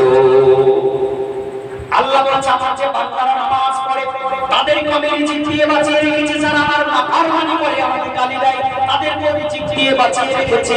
আমি যদি জুলুম করতাম তাহলে আমি পাতালের পানিকে হুকুম দিয়ে দিতাম যে পাতালের পানি যারা আমার মসজিদে নামাজ পড়তে এসেছে তাদের জন্য উঠো, আর কোন হিন্দু খ্রিস্টানের মোটরে এই পানি যেন না উঠে। আল্লাহ বলেছেন, আল্লাহ কাউকে করে জন্য হিন্দু খ্রিস্টান সকলের উপরে আল্লাহ রহমত দয়া করে, না হলে তারা ঢোক পানি পান করতে পারত। একটা বৃক্ষ একটি গাছের তলায় মাঠে গিয়ে টনটনে রোদ, একটি গাছতলাতে মানুষ আরাম করে না? এই গাছতলাতে একজন মাওলানাও বসে আছে আর একজন ঠাকুরও বসে আছে। হাওয়া বইছে, গাছে হাওয়া বইছে, তো ওই হাওয়া মাওলানা সাহেবের গায়েও লাগে, আবার ঠাকুর সাহেবের গায়েও লাগে। আল্লাহ কি হাওয়াকে বলে দিয়েছে যে আমার মাওলানার গায়ে লাগা, ঠাকুরের গায়ে লাগে? তাহলে আল্লাহ জুলুম করে না। কিন্তু কাল কিয়ামতের ময়দানে আল্লাহ সেদিন এই কথাটা বলেছেন, আল্লাহ পৃথিবীর জমিনে একই গাছের হাওয়া তোমরা খেয়েছো, আবার আমার দেওয়া জমিনে পাতালের তল থেকে তোমরা টিউবওয়েল বসিয়ে মোটরের সাহায্যে তোমরা পানি পান করেছো। আমি কোনো বাধা দিই না, খাবারকে বন্ধ করি না, তবে আজকে আমি ছাড়বো না। আজকে আমি ইনসাফের বিচার আজকে আরম্ভ করব। বলে কি ইনসাফের বিচার? আমার আল্লাহ বলবেন, যারা ইমানদার, যারা আমাকে মেনেছো, নবীকে মেনেছো, তোমার ঘুম চাই, ঘুম এসেছে, অনেকটা নিম চলে এসেছে, তোমার নিম যাওয়ার সময় তারপরে নিজের চোখের ঘুমকে হারাম করে দিয়ে হাদিস ও কোরআনের কথা আলোচনা হয়েছে, মিলাদুন নবীতে বসেছো, মিলাদ মাহফিলে বসেছো, জালসায় বসেছো, এই যে রাত্রিটা জাগরণ করেছো, তার জন্য আমি আল্লাহ এত খুশি হয়ে গিয়েছি। আমাকে সেজদা করেছো মসজিদে গিয়ে, আমি এত খুশি হয়ে গিয়েছি। আমার কোরআন তেলাওয়াত করেছো কিংবা শুনেছো, আমি খুশি হয়েছি। এর জন্য বান্দা যারা ঈমান এনেছো, ঈমানদার বান্দারা, তোমরা যেন আলাদা হয়ে যাও। বলছি ঈমানদার বান্দা তোমরা আলাদা হয়ে যাও, তোমাদের সাথে আমি সাক্ষাৎ করব। জোরে বলুন সুবহানাল্লাহ। ওই হাসরের ময়দানে সবচাইতে বড় নিয়ামত হচ্ছে আল্লাহর সাথে ডাইরেক্ট দেখা করতে পারবে। আল্লাহ দেখতে কেমন সেদিন দেখতে হবে, সেই এর চাইতে বড় নিয়ামত কি হতে পারে? সেই দিন বলবে যারা ঈমানদার যারা ঈমান মুমিন যারা তারা আলাদা হয়ে যাও আর কাফেররা আলাদা হয়ে যাও। আমার আল্লাহ রাব্বুল আলামিন যখন এই ঘোষণা দিবে ওই ভয়াবহ দিনে কাফেররা আলাদা হতে চাইবে না, ওই আলাদা হবে না, মুমিন ব্যক্তির পিছন পিছন দৌড়বে। আমার আল্লাহ বলে আলাদা হয়ে যাও, আবার ওনারা আলাদা হবে না, ভয় তাদের পিছন পিছন দৌড়বে। আমার আল্লাহ তিনবারের বেলায় বলবে তোমরা আলাদা হয়ে যাও, আর তারা আলাদা হতে চাইবে না। তখন আমার আল্লাহ জালিয়াতের অহংকার দিয়ে নিজ কুদরতে হাতে যেন তিনি বাছাই শুরু করবেন, এমন ভাবে বাছাই শুরু করবেন ধানের চিঠি পাতানের মতো যেন ফ্যানের পাংখায় যেমন ধানের চিঠি পাতানরা ওড়ায়, এইভাবে উড়ে উড়ে গিয়ে কাফেরেরা জাহান্নামের গেটে গিয়ে পৌঁছে যাবে। আর এখনো সময় আছে হাতে। আমার আল্লাহ বান্দাকে কত ভালোবাসে। বান্দা আমরা এত গুনাহ করে যাচ্ছি, তারপরে আল্লাহ গজব দেয় না। যেহেতু আপনারা আমার নবী মুস্তাফা সাল্লাল্লাহু আলাইহি ওয়াসাল্লাম সারা বিশ্বের জমিনে আপনাদেরকে চ্যালেঞ্জ ছুড়ে দেওয়া দরকার। বলে কেমন চ্যালেঞ্জ? সমস্ত পৃথিবীর জমিনে যত ধর্ম রয়েছে সমস্ত ধর্মগুলো যে জায়গায় শেষ হয় সেখানে আপনার আমার নবী মুস্তাফা এই ধর্মগুলোর জ্ঞান সেই জায়গায় স্টার্ট হয়। সব ধর্মগুলোর জ্ঞান যেখানে শেষ সেখানে আপনার আমার ধর্মগুরু জগৎগুরু মুহাম্মদ সাল্লাল্লাহু আলাইহি ওয়াসাল্লামের জ্ঞান সেই জায়গা থেকে শুরু হয়। এত জ্ঞানের ভান্ডার করেছেন আমার আল্লাহ রাব্বুল আলামিন। নবী গো ডাকো মদিনা মদানী মদিনা নবী গো ডাকো মদিনা মদানী মদিনা তোমার দিদার পেলে শান্তি পেতাম গো দিলে, তোমার দিদার পেলে শান্তি পেতাম গো দিলে, বিরহের ব্যথা সহে না মদানী মদিনার মিল্লাত ইসলামিয়া। এই নবী নিয়ে আমাদের সারা বিশ্বের মধ্যে গর্ব করা উচিত। যে নবী আমার বলেছে সমস্ত ফায়সালা উম্মতের আগে আমি নবী মুস্তাফা আমার উম্মতের ফায়সালাটা কাল কিয়ামতের ময়দানে আগে হবে। সুবহানাল্লাহ। আজকে আপনারা একটা চিন্তা করুন তো, এখানে খালি ফুলের মেলা হয়, ফুলের মেলা হয় না? ফুলের মেলা। আচ্ছা এখানে জালসা হলে অনেক দোকান বসে, দোকান বসে না? আচ্ছা এখানে না বসে অন্য জায়গায় বসে, সেখানে একটা ভিড় জমে, ফুলের মেলাতে একটা ভিড় জমে। এই ফুলের মেলাতে বা জালসা চলার ভিড়ের মধ্যে আপনি গিয়ে আপনার একটা সন্তানকে হাত ধরে নিয়ে যাচ্ছেন, হয়তো বাদাম কিংবা জিলাপি কিনতে গিয়ে সন্তানটা ভিড়ের মধ্যে হারিয়ে গেল। বলুন তো যে এই ঘরে হারিয়ে গেলে যেমন নজর করা মাত্র দেখতে পাচ্ছেন ভিড়ের মধ্যে ওকে তল্লাশি করে খুঁজতে হয় না, দিতে হবে না, ওকে ঢুকতে হবে। সামান্য পৃথিবীর জমিনে একটা সভার মানুষের কিছু ভিড়ের মধ্যে নিজের সন্তানটা যদি এইভাবে হারিয়ে গিয়ে বাপমা যদি হতাশ হয়ে যায় এলান করতে হয়, কাল কিয়ামতের ময়দানে যেখানে সারা পৃথিবীর মানব জাতি এক জায়গায় থাকবে সেই জায়গাতে এই যে মহা সংকটের দিন সূর্যকে মাথার উপরে আনা হবে, জমিনকে ডুবিয়ে তামা করে দেওয়া হবে, এত রোদের তাপমাত্রা হবে মাত্র মাথার মগজগুলো ঘুরতে থাকবে। সেই দিন নবী আমার শাফায়াতের কান্নারি সাহাবী জিজ্ঞেস করছেন ইয়া রাসূলুল্লাহ ইয়া হাবিবাল্লাহ সেই দিন আপনাকে কোথায় তল্লাশি করব, কোথায় খোঁজ করব? সেই দিন ভিড়ের মধ্যে কোথায় আপনাকে খুঁজে বেড়াবো? নবী আমার রাহমাতাল লিল আলামিন বলছে হে সাহাবী আমাকে সেই দিন সব জায়গায় খোঁজ করার দরকার নাই, আমি জানি যে আমার উম্মত কয় জায়গায় ফেসে যেতে পারে, সেই জায়গাটা উল্লেখ করে দিলাম 3 জায়গা। জয় বলুন সুবহানাল্লাহ। মিল্লাত ইসলামিয়া সাহাবী বললেন ইয়া রাসূলুল্লাহ ইয়া হাবিবাল্লাহ নবী গো কাল কিয়ামতের ভয়াবহ দিনে যদি আপনার যদি দেখাটা যদি না পাই কোথায় খোঁজ করব? এত হাজার হাজার লাখ লাখ কোটি কোটি মানুষ আপনাকে কোথায় বললা সেটা চালাবো? নবী যেন বললেন হে সাহাবী সর্বপ্রথম তল্লাশিটা চালাবা যে জায়গাটা নাম হচ্ছে তুলসীরা। আপনার আপনাকে আমাকে পুলসিরাত পার হতে হবে। পুলসিরাতের রাস্তার উপর দিয়ে চালাতে যেতে হবে। ডান দিকে থাকবে পানির দরিয়া, বাম দিকে থাকবে আগুনের দরিয়া। 1 বছর 2 বছরের রাস্তা নয়, 15,000 বছরের রাস্তা। আর সে রাস্তার চিকন হচ্ছে চুলের মতো মিহি এবং হীরার চাইতে বেশি ধার। যাদের ইমানের কমজোরি, যারা ইমান আনেনি, পৃথিবীর জমিনে পারি চিটারি করেছে, পৃথিবীর জমিনে যারা মানুষকে ধোঁকা দিয়েছে, পৃথিবীর জমিনে যারা আমাদের খেয়ানত করেছে, ওই চুলের চাইতে অধিক মিহি রাস্তা, চিকন রাস্তা, হীরার চাইতে ধার। একদিকে পানির দরিয়া, একদিকে আগুনের দরিয়া, 15,000 বছরের রাস্তা। আপনাকে পার হতে হবে। আর খাস করে কচু কাটা হয়ে, শশা কাটা হয়ে আপনি কেটে কেটে আগুনের দরিয়ায়, পানির দরিয়ায় আপনাকে পড়তে হবে। আর নবীর যদি আশিক হয়, বিজলির আকারে আপনি পার হয়ে যাবেন। একটু জোরে সরে বলুন সুবহানাল্লাহ। নবীজি ফুলের মাঝে আমায় পরপার, নইলে মোরা ডুবে যাব সাগর নবীজি ফুলের মাঝে আমায় পরপার, নইলে মোরা ডুবে যাব সাগর মাঝার। পুলসিরাতের রাস্তা হবে 15,000 বছর, চুলের চাইতে অধিক চিকন, চুলের চাইতে অধিক চিকন, হীরা হতে ধার। নবীজি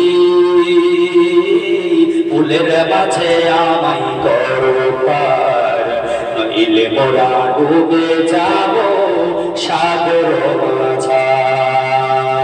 ও নবী প্রেমের ছবি আমরা গুনাহগার,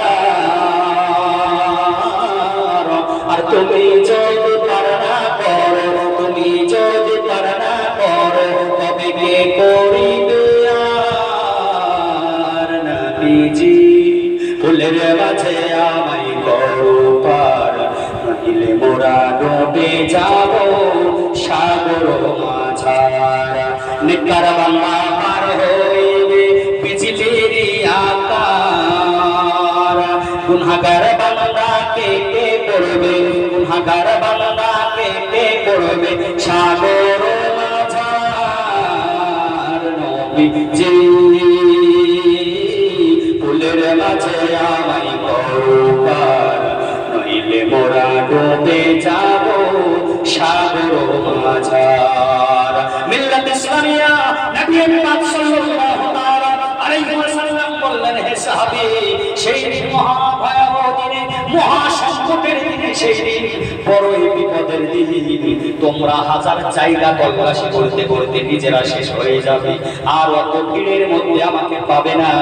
আমি পৃথিবীর জমিনে বেঁচে থাকতে আমি নবী মুস্তাফা ভবিষ্যৎবাণী তোমাদেরকে করে দিলাম।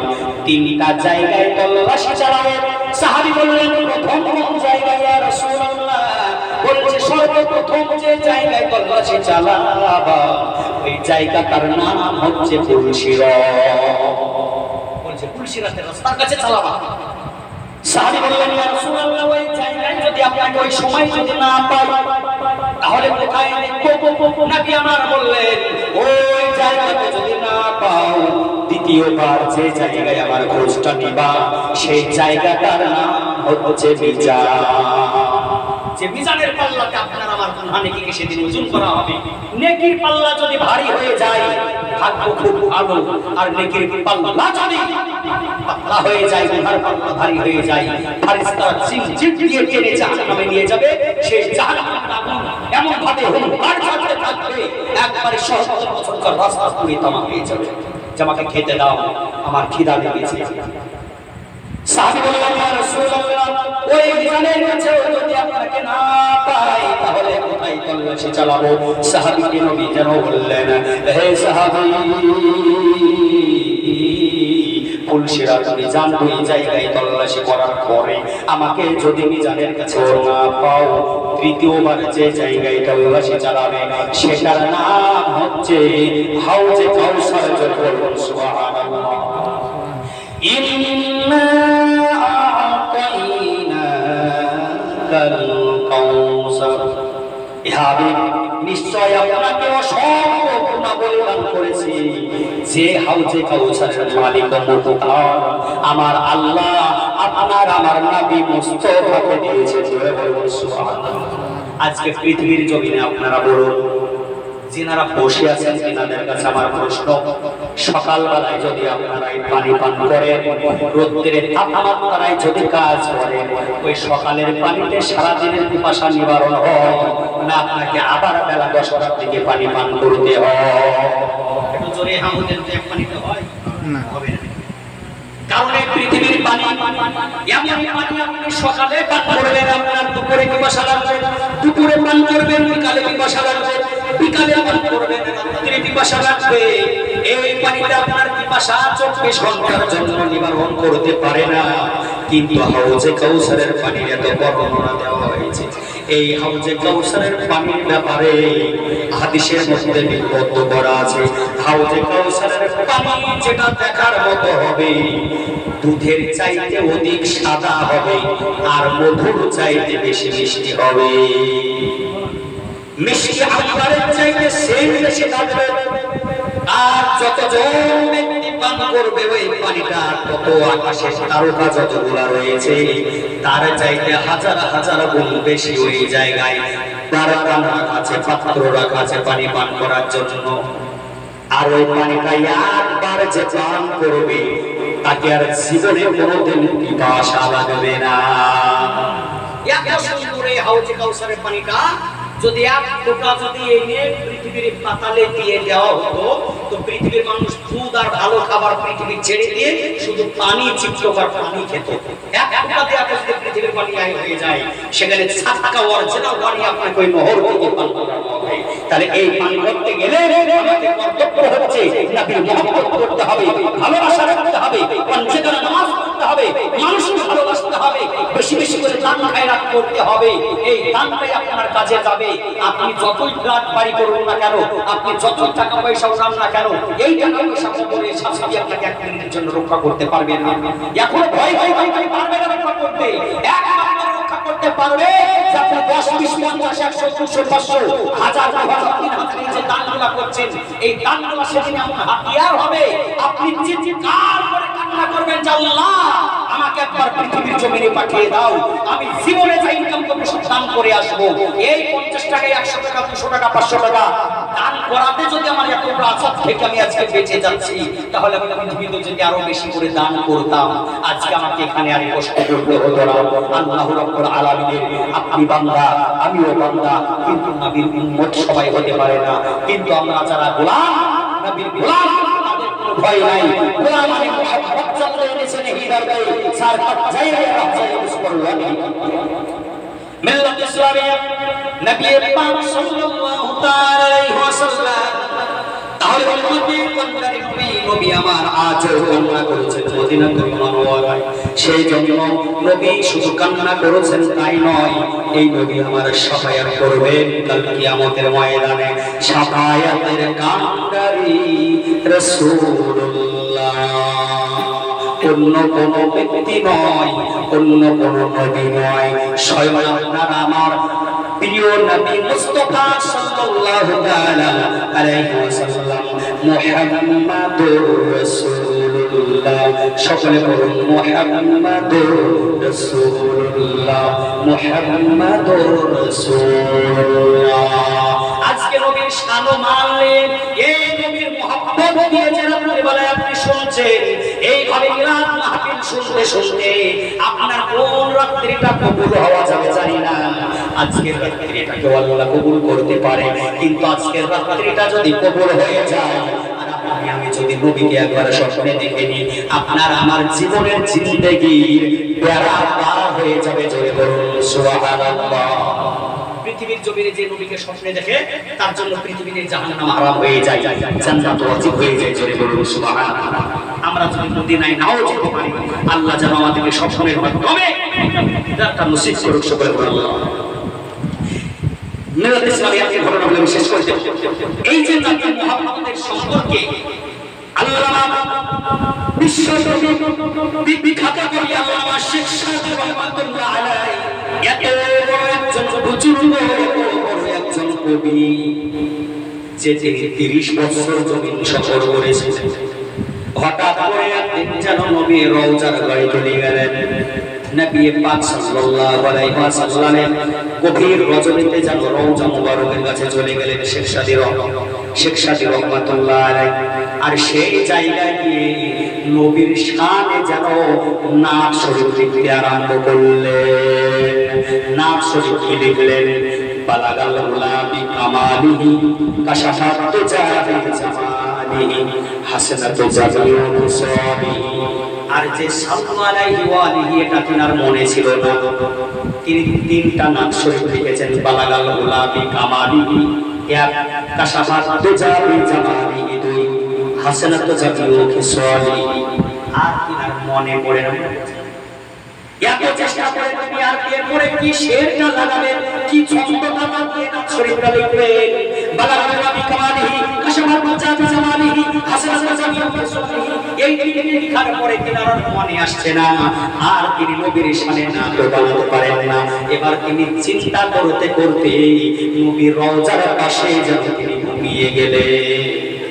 যখন ঘুমিয়ে গেলেন, ঘুমের মাঝে নবী আমার তাকে স্বপ্ন দিয়ে বলছে, হে শেখ সাদি, আমার তুমি সম্মানার্থের জন্য আমার জন্য গজল, আমার জন্য নাত শরীফ লিখছিলে, বালাগাল গুলাবি কামালিহি তোমার লেখাটা ঠিক আছে, কাশাফাত তুজাবি জামালিহি এটাও ঠিক আছে, হাসানাতু জাবিউ মুসাবিহি এটাও ঠিক আছে, কিন্তু আর একটা লাগবে তুমি লিখলা না কেন? শেখ সাদি রহমাতুল্লাহ আলাইহি যেন বলছে, ইয়া রাসূলুল্লাহ, ইয়া হাবিবাল্লাহ, নবী গো, আপনার মহব্বতে করে এই রজনীতে গভীর রাত্রির বেলায় এসেছি আপনার এই মাজার, আপনার এই রওজার কাছে। আমি তো লেখার জন্য এসেছি। 4 নম্বর শেরটা, 4 নম্বর ছন্দটা আমি মনে করতে পারছি না, কি মন করে বানাবো এটাও হচ্ছে না। নবী আমার বললেন, শেখ সাদি লিখে নাও সাল্লাল্লাহু আলাইহি ওয়া আলিহি। আজকে যত কাজ করি না কেন, সমস্ত আলেম ওলামাদের মুখে, বক্তা মহল্লার মুখে এইভাবে আলোচনা শুরু হয়, সমস্ত বক্তাগণ করতে হয় আলেম ওলামাগণ। এই শেখ সাদি রহমাতুল্লাহ আলাইহি লিখা মহব্বতের নাটক করে সকলে করুন, বালাগাল গুলাবি কামালিহি কাশাফাত তুজাবি জামালিহি হাসানাতু জাবিউ মুসাবিহি সাল্লু আলাইহি ওয়া আলিহি বালাগাল গুলাবি কামালিহি কাশাফাত তুজাবি জামালিহি হাসানাতু জাবিউ মুসাবিহি সাল্লু আলাইহি ওয়া আলিহি। মিল্লাত ইসলামিয়া এত সুন্দর নাম নবীর শানে লিখলেন শেখ সাদি। এবার তিনি ইন্তিকাল করে গেলেন। ইন্তিকাল করার পরে তিনাকে কবরে যখন রাখা হলো, কবরে রাখার পরে স্বপ্নের মাধ্যমে তিনার বন্ধুর সাথে কথা হয়, স্বপ্ন যদি কথা হয় বুজুর্গ বলে, শেখ সাদি তুমি তো 30টা বছর জমিন সফর করলে, জমিন ভ্রমণ করেছো, বড় ধরনের একজন কবি, ইসলামের কবি ছিলে, তুমি তো মারা গেলে, বলো কখন তোমার সাথে কি ব্যবহার করছে? শেখ সাদি লিখার পরে তিনি ইন্তিকাল করে গিয়েছিলেন। তো তেনার সাথে স্বপ্নে দেখা হয়েছে বুজুর্গ বলছে, শেখ সাদি তুমি তো কবরে গেলা, কবরে কেমন তোমার সাথে কবর ব্যবহার করছে বলো? তো শেখ সাদি স্বপ্নের মাধ্যমে বলছে ইন্তিকাল করার পরে কবর আমার সাথে খুব সুন্দর ব্যবহার করছে। আমি 30 বছর জমিন সফর করার পরে আমি আল্লাহকে যা খুশি না করতে পেরেছি, নবীর সাথে আমি নবীর রওজার সম্মুখে যাওয়ার পরে যে নামটা পড়েছিলাম বালাগালাহুলা বিকামালিহি কাশাফাত জাহাবি জামালিহি হাসানাত জামিউ খিসালিহি সাল্লু আলাইহি ওয়া আলিহি। এই নামটা পড়াতে আমার নবী খুশি, আমার আল্লাহ খুশি হয়ে গেল। আমাকে জানো আমি শিক্ষা দিই, আমাকে আল্লাহ জান্নাতি ঘোষণা করে দিয়েছে। মিল্লাত ইসলামিয়া এটাই হচ্ছে আল্লাহর ভয়, এটাই হচ্ছে আল্লাহর তাকওয়া। পৃথিবীর জমিনে যদি আপনি সুস্থভাবে চলতে পারেন অবশ্যই আপনি কামিয়াবি হবেন। আপনি আপনাকে ভালো যে কাজটা আপনি করবেন কামটা আপনি করবেন, এই কামটা আল্লাহর রাস্তায় করছি বলে আপনি দান করুন, এই নিয়তটা ভালো করবেন, আপনি নাজাত পেয়ে যাবেন। শেখ সাদে রহমাতুল্লাহ আলাইহি তিনি একজন কবি ছিলেন। নবীর সম্মানার্থে নাতে রাসূল লেখার পরে তিনি যেন নাজাত পেয়ে গেলেন। জোরে বলুন সুবহানাল্লাহ। আল্লাহর ভয় কই ভয়? আপনারা সকলেই জানেন যে আল্লাহ রাব্বুল আলামিনের প্রিয় হাবিব সাল্লাল্লাহু আলাইহি ওয়াসাল্লামের হাতে 10 জন সাহাবী যেন জান্নাতের সার্টিফিকেট পেয়েছেন পৃথিবীর জমিনে। সুবহানাল্লাহ। 10 জন পৃথিবীতে আল্লাহ নবী সার্টিফিকেট দিয়ে দিয়েছে। শেষ করে তো এই মুহূর্তে শেষ করে দেব আমি। তো সার্টিফিকেট যখন পেলেন আপনারা সকলে জানেন 4 জন আল্লাহর নবীর যে 4 জন সাহাবী বিখ্যাত সাহাবী সকলেই বিখ্যাত। তার মধ্যে 4 জন খলিফা আবু বকর সিদ্দিক, ওমর, উসমান, হযরত আলী। কিন্তু তার মধ্যে জলিলুল কদর সাহাবী তিনার নাম হচ্ছে উমর ফারুক রাদিয়াল্লাহু তাআলা আনহু। এত জলিলুল কদর সাহাবী ছিলেন, নবীর বিপক্ষে যদি কেউ কথা বলতো সে মুখে কথা বলতো না, উলুঙ্গা তলোয়ার নিয়ে সে তার গর্দানকে উড়িয়ে দিত। তেনার বিচারই ছিল একদম দূরত্ব তলোয়ার মেরে মুখে আলাদা করে দেওয়া। সে পৃথিবীর খলিফা, দেশ পরিচালনা করার দায়িত্ব মন্ত্রী সে হয়েছিল। আর আমাদের মন্ত্রী সেই মন্ত্রীর মধ্যে পার্থক্য কি? দিনের বেলায় সিংহের মতন বিচার করে। উমর ফারুকের একটা বর্ণনা রয়েছে যে উমর ফারুক যে রাস্তা দিয়ে যায় ইবলিস শয়তান 40 দিন পর্যন্ত ভয় যায় না। আমরা তো রাস্তা দিয়ে শয়তান যাই সম্মানের সাথে যাই না, জামার রাস্তা দিয়ে ইসলামের মধ্যে ঘুরতে যাব। আর উমর ফারুক এই রাস্তা দিয়ে আজকে হাঁটে, যত বড় জিন বদমাই শয়তান হোক কমসে কম 40 দিন ভয় যাবে না। চিন্তা করেন কেমন ভয়ানক, কেমন জ্বালানি নেচার ছিল। তো ওই উমর দিনের বেলায় বিচার করতো সিংহের মতো। একজন কাফের একটা মদের বোতল নিয়ে আসছে, মদকে হারাম করেছে, তখন মদকে হারাম করা হয়ে গেছে। মদের বোতলটাকে নিয়ে আসছে, নিয়ে আসার পরে কিছু দূরে দেখছে উমর হেঁটে এসেছে, তার ভিতর একদম ভূমিকম্প করছে, দেখে সে ধাপ হয়ে গেছে।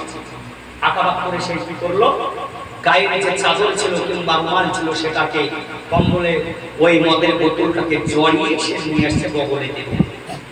আর আল্লাহ আল্লাহ করছে, আল্লাহ আজকে যদি উমরের হাত থেকে যদি বেঁচে যায় আর জীবনে কোনোদিন মদ খাওয়া। কারণ নামাজি ব্যক্তির চাইতে ডাকাত আর চোরের আল্লাহ বেশি ডাকে, এটা আবার সত্য। উমর ফারুকের সামনে সামনে পড়ে গেল। উমর ফারুক বলছে তোমার বগলে ওটা। সে বলছে কিছু না। দেখতে পালেই তার শিরোচ্ছেদ হয়ে যাবে। উমরের ফায়সালা এত ভয়ানক ফায়সালা। আজকে যদি উমরের শাসন এখানে জারি থাকতো তো নবীর মুস্তাকে এই মুন্ডু কেটে লাশের পালা পড়ে যেত। উমর বলছে তোমার ভেতরে কি সেই থরথর থরথর করে কাঁপছে? বলছে হুজুর এতে কিছু নাই, একটা বোতল নিয়ে এসে। তো বগলে কেন? খুদ আছে পড়ে যাবে। আবার দ্বিতীয় ব্যক্তি কথা বলে দেবে আল্লাহর কাছে ওই পবিত্র ভাবে কান্না শুরু করলো। আল্লাহ অন্য জনের কাছে যদি পড়তাম তার সাথে ফাইট করে বেরিয়ে যেতাম। এমন একজন জালিলুল কদর সাহাবী আপনার বান্দা, যেখানে শয়তান পর্যন্ত শয়তান নাম শুনলে 14 বালতি পানি খায়, আজকে তার সম্মুখে পড়ে গেছে। আল্লাহ তারপরে আবার জিজ্ঞেস করলো আমাকে কি বোতলের মধ্যে? আমি বললাম দুধ আছে। আল্লাহ গো, আমার বোতলটাও তোমার ফারুক চাইছে দেখার জন্য, এবার কি করব? আল্লাহ তুমি আমাকে বাঁচাও, এবার যদি উমারের হাত থেকে বেঁচে যেতে পারি আমি আর জীবনে কোনোদিন মদ খাবো না, আমি তোমার কাজ করব। আল্লাহ তোমাকে কবুল করে নিলেন। উমার ফারুক বলছে দাও কারোটা কি দেখি মদের বোতলটা কি দেখছেন আল্লাহর বোতল, আল্লাহর কাছে কাপড় মিনু করা দেখ ও মদের বোতলটা জানো দুধে যেন পরিণত হয়ে গিয়েছে। সরে সরে বলে যাবে কি সুবহানাল্লাহ। এত সময়ের তিনি বিচার হচ্ছিল, এত ভয়াবহ শাসন করতেন যে শাসনের জোরে মানুষ তো দূরের কথা শয়তান হাঁটতো না। এই উমার দিনের বেলায় দেশ পরিচালনা করে অর্থমন্ত্রী, তিনি দেশ পরিচালনা করে আর মানুষ কত কেনাকে ভয় করে। আর রাত্রি বেলায় সকলে ঘুমায় আর উমার নিজের ঘুমকে হারাম করে লোকের বাড়ি বাড়ি পাড়ায় বাড়ি বাড়ি গেটের কাছে কান লাগিয়ে দেখে কার বাড়িতে খাবার হয়নি, কার বাড়ির সন্তানটা কান্না করছে, কার বাড়িতে উনুন জ্বলেনি, চুলহা জ্বলেনি। এইভাবে তিনি খোঁজ করেন। এটাই হচ্ছে আল্লাহওয়ালা বিচার, এটাই হচ্ছে দেশ পরিচালনা করা। যাকে দেখে শয়তান পর্যন্ত ভয় করছে সে মানুষটা রাত্রে ঘুমকে কামাই করে রাত্রি বেলাতে মানুষের দুয়ারে দুয়ারে কান লাগিয়ে দেখে যে কার বাড়িতে বাচ্চা কাঁদছে, কার বাড়িতে খাবার হয়েছে। কি হচ্ছে ওমা মিল্লাত ইসলামিয়া গভীর রাত্রি বেলায় ওমর রাত্রে ঘুমকে হারাম করে একদম সিংহের মতো বিচার করে রাত্রি বেলায় ঘুমকে কামাই করে ওই উমার একটা গভীর যেন জঙ্গলের মধ্যে যেন চলে গেল।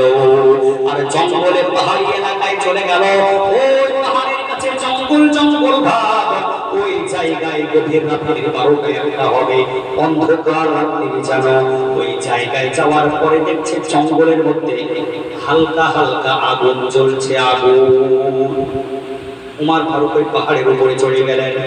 পাহাড়ের নিচে তাকাচ্ছেন জঙ্গলে একজন মহিলা, সে যেন হাড়িতে পাতিতে পানি দিয়ে যেন এমনি গরম করছে, পানি আগুন জ্বলছে। আর ওই মহিলাটার পাশে দুইজন ছোট ছোট বাচ্চা বালক যেন শুয়ে আছে আর তারা ঘুমিয়ে আছে। আর যেন কিছুক্ষণ পরে উঠে বলে আম্মু খানা দাও। আবার যেন ক্ষুধার্ত অবস্থায় বাচ্চারা যেন ক্ষুধা সহ্য না করতে পেরে আবার যেন ঘুমিয়ে যায়। আবার ক্ষুধার যন্ত্রণায় বাচ্চারা যেন ওই বাচ্চা দুইজন উঠে বলে আম্মু খানা দাও। আর সেই মহিলাটা যেন বলছে তৈরি হও, খানা রেডি হচ্ছে।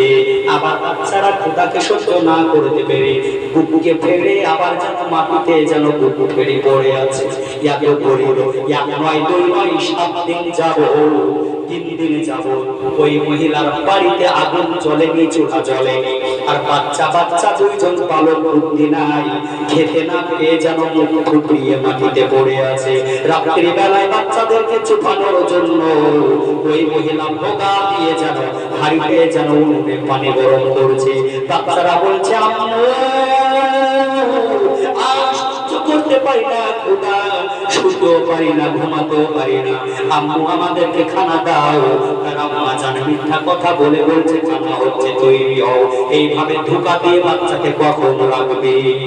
3 দিন তো কাটিয়ে দিয়েছে, কতক্ষণ রাখবে? এইভাবে ধোঁকা দিয়ে উমারের পাগলটা দাঁড়িয়ে দাঁড়িয়ে দেখছেন। উমার চলে গেলেন ওই জায়গায়, জঙ্গলের কাছে চলে গেলেন। যাওয়ার পরে বলছে বুড়িমা, ও বুড়িমা যেন বলছে বেটা তুমি কে? এত রাত্রে তুমি কে? বলে আমি এক যুবক এসেছি, দেখি আপনার কোনো উপকারের কাজে আমি লাগতে পারি কিনা। এটাকে মন দিয়ে শুনবেন, এটাই শেষ বক্তব্য শেষ করে দেবো আমি। মন দিয়ে শুনবেন তোমার ঘর কেমন বিচার হচ্ছে। বেশি টাইম লাগবে না, একটুখানির মধ্যে শেষ হয়েছে ঘটনা। এবার ওই জঙ্গলের কাছে গিয়ে ওই মহিলার কাছে যাওয়ার পরে যখন উমর ফারুক ওই রাত্রি বেলায় পৌঁছে গেলেন, আর পৌঁছানোর পরে ওই মহিলা যেন বলছে বেটা তুমি এত রাত্রি বেলায় কে? উমর ফারুক যেন বলছে আমি এক যুবক এসেছি। বলে কি ব্যাপার? বলে কোনো ব্যাপার নয়, আপনার কোনো উপকারে আমি লাগতে পারি কিনা। ওই মহিলাকে চোখের পানিকে কষ্ট করে ছেড়ে দিল। কঠোর নয়নে ওই বুড়িমা কাঁদতে লাগলো আর যেন বলল বেটা আজকে থেকে শুনে নাও, জেনে নাও, এই দেখো দেখো আমার এই বাড়িতে আজকে 3 দিন ধরে কোনো চুলা জ্বলেনি, 3 দিন ধরে কোনো রান্নাও খেতে পাইনি। আমার বাচ্চা 2 জনকে রুখতে পারি না, বাচ্চা বাচ্চা ছোট ছোট শিশু ক্ষুধার্ত অবস্থায় তারা মুখ থুবড়িয়ে মাটিতে পড়ে গেছে। আবার বাচ্চারা উঠে উঠে বলছে আম্মু খানা দাও। এ দেখো আমি খানা কোথায় পাবো? আমি ভোগা দিয়ে হাঁড়িতে পানি গরম করছি আর তাদেরকে বলছি খানা তৈরি হচ্ছে, রেডি হও, অথচ হাঁড়িতে খানা নাই। বাচ্চাগুলা ক্ষুধার যন্ত্রণায় আবার ঘুমিয়ে যায়, আবার ক্ষুধার যন্ত্রণায় যেন সজাগ হয়ে যায়। এইভাবে আমি কষ্ট করছি। হে যুবক, আমার দেশে নাকি একজন মন্ত্রী হয়েছে, অর্ধ পৃথিবীর খলিফা, দেশ পরিচালনা করেছে উমার নামে। পৃথিবীর জমিনে যদি আমি পারি তো পারি, না হলে কাল কিয়ামতের ময়দানে আমি আল্লাহর আদালতে তার নামে মামলা দায়ের করব। কিন্তু উনি জানে না যে উমার তার সম্মুখে দাঁড়ায়। উমার দাঁড়িয়েছে আর উনি বলছে উমার নামে একজন আমার দেশের মন্ত্রী হয়েছে, সে নাকি দেশ পরিচালনা করে, আমার বাড়িতে 3 দিন খাবার হয়নি, বাচ্চাগুলো কেঁদে কেঁদে মাটিতে পড়ে আছে, দেখো। আর উমার নামে সে দেশ পরিচালনা করছে, আমি আল্লাহর নামে আল্লাহর আদালতে কাল কিয়ামতের ময়দানে ওর নামে মামলা দায়ের করব। উমার বলছে উমা কেন? বলছে দেখো বাচ্চাদের পেটে কিছু খাবার নাই, আমার পেটেও খাবার নাই, আমি সহ্য করতে পারি না। এইভাবে কান্না করছে, বাচ্চাগুলো কান্না করছে, মা বলছে। কিন্তু বুড়িমা জানে না ওটাই উমার কাছে দাঁড়ানো। উমারের ফারুক বলছে বুড়িমা আপনি এখানে অপেক্ষা করুন, দেখি কিছু করা যায় কিনা আমি দেখি। ওই বুড়িমাকে ওই জায়গায় দাঁড় করে রেখে জানো দ্রুত গতিতে ছুটে যেন চলে আসলেন অর্থ মন্ত্রণালয়ে একটা পটওয়ানের মধ্যে ঢুকলেন। ওই পটওয়ানের মধ্যে ঢোকার পরে সঙ্গে কেউ নাই, একমাত্র তার গোলাম আসলাম ছাড়া। ওই আসলামকে উমার ফারুক রাদিয়াল্লাহু তাআলা যেন বলছেন, হে আসলাম, তাড়াতাড়ি করে আটার বস্তা আমার মাথায় তুলে দাও। আসলাম বলছে হুজুর এটা কেমন করে হতে পারে? কারণ আপনি হচ্ছেন একজন বিচারক অর্থমন্ত্রী আর আমি গোলাম হয়ে আপনার মাথায় কেমন করে আমি আটার বস্তা তুলে দিব? তো উমার ফারুক বলছে আমাকে কি চাস? তুই কি চাস না আদালতের কাজ করাই আমি দাঁড়িয়েছি? তো না চাই না, বলে তাড়াতাড়ি দায়িত্ব পালন করার সুযোগ দে। নিরুপায় হয়ে আসলাম সে গোলামটা একটা আটার বস্তা উমার ফারুক আমিরুল মুমিনের মাথায় তুলে দিল। আটার বস্তা দিয়ে দূরে চলে গেল সে জঙ্গলে। ওই রাত্রি বেলায় ওই বুড়িমার কাছে চলে গেল। মিল্লাত ইসলামিয়া ওই বুড়িমার কাছে যাওয়ার পরে বুড়িমাকে বলল, বুড়িমা আপনি একটু ঘরের মধ্যে যান। উমার ফারুক নিজ হাতে আটা বের করে পানিতে গুলে ওই আটা দিয়ে তিনি যেন রুটি তৈরি করতে আরম্ভ করলেন। রুটি তৈরি হয়ে গেল, বুড়িমাকে ডাকলেন, বুড়িমাকে বললেন, বুড়িমা আপনিও রুটি খান, আপনার এই বাচ্চাগুলোকেও খাওয়াও। আর আটার বস্তা রেখে গেলাম, ফুরিয়ে যাওয়ার আগে আবার খোঁজ নিব আমরা। বুড়িমা তো জানে না এটাই উমার দিয়ে গেল। বুড়িমা বলেছে বেটা একটু দাঁড়াও। ওই জায়গায় উমার ফারুককে দাঁড় করে ওই বুড়িমা যেন হাত দুবার উত্তোলন করে যেন বলে, রব্বুল আলামিন, এই উমারকে তুমি দেশের মন্ত্রী না করে যদি এই যুবকটাকে মন্ত্রী করতাম, এই জান্নাতের বাগান হয়ে যেত এই পৃথিবীটা। কিন্তু মহিলা দোয়া করেছে, জানে না ওটাই আমার শাশুড়ি উমার। উমার নিজ পরিচয় গোপন রেখে অন্য একজন যুবক সেজে সাহায্য করছে, জানে না। উমার চলে গেলেন, চলে গেলেন। যাওয়ার পরে মিটিং ডাকলেন মসজিদে নববীতে, আর একজন বার্তাবাহককে পাঠিয়ে দিলেন চিঠি নিয়ে, বলছে যাও যাও যাও, কালকে ওই বুড়িমাকে তলব করো, বলো উমারে ফারুক আপনাকে মসজিদে নববীতে ডেকেছে মিটিং এর মজলিসে। বার্তাবাহক চলে আসলো, বুড়িমাকে চিঠিটা দিল, বলছে বুড়িমা আপনাকে উমার ফারুক ডেকেছে, আজকে মিটিং আছে মসজিদে নববীতে। বুড়িমা ভয়ে থরথর করে কাঁপতে আরম্ভ করেছে যে কালকে রাতে উমারের বদনাম একটু করেছি, ওই যুবক মনে হয় আমাকে বলে দিয়েছে। কিন্তু বুড়িমা জানে ওই যুবকটাই উমার ছিল। কান্না করতে করতে বাচ্চাগুলোকে বুকের সম্মুখে নিয়ে যেন বাচ্চাদেরকে নিয়ে যেন অঝর কান্না করছে, বলে বাচ্চারা শেষবারের মতো দেখেলে মায়ের চেহারা, কারণ খেতে পাইনি বলে উমারের একটু বদনাম করেছিলাম, এবার আমার ফাঁসির মঞ্চে চড়তে হবে, আর ফাঁসি ছাড়া কোনো উপায় নাই। বুড়িমা চলে গেলেন, পুকুরে হাঁটতে হাঁটতে মসজিদে নববীর কাছে গেলেন, যেয়ে দেখেন কালকের ওই যুবকটা যেন 12-13 হাত এখন পাগড়ি নিয়ে যেন দাঁড়িয়ে আছে, মাথায় যে পাগড়ি বাঁধে, এই 12 হাতের একটা পাগড়ি নিয়ে যেন কালকের ওই যুবক দাঁড়িয়ে আছে। বুড়িমা তো ভয়ে থরথর করে কাঁপছে, ওই তো কালকের যুবকেই মনে হয় বলে দিয়েছে, কিন্তু সে জানে না এটাই উমার আর ওটাই কাল ছিল।